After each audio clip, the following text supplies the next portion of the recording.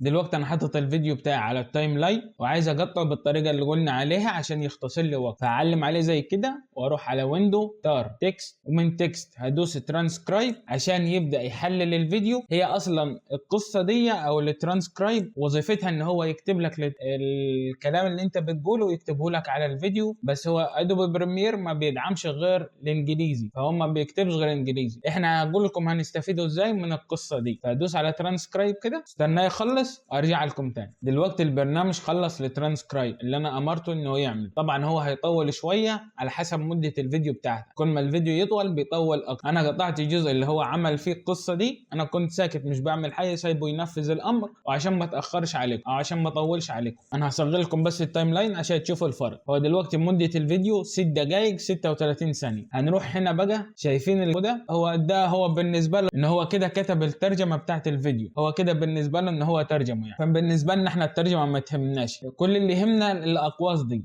دي الحته اللي انا ساكت فيها في الفيديو بتاعي، فهو معلم لي عليها في الاقواس دي. فانا هروح على العلامه دي كده، ادوس عليها وادوس له بوزز، ادوس له عليها فيعلم لي على الحتت اللي هو المربعات اللي انا ساكت فيها. هقول له ديليت، بعد كده ادوس له ديليت اول، وادي السحر حصل. الفيديو كله بصوا التايم لاين بقي شكله ازاي، بقي الفيديو كله مقطع، مفيش غير الاجزاء اللي انا بتكلم فيها هي اللي قاعده. حتى لو تلاحظوا بقي وقت الفيديو 3 دقائق 50 ثانيه،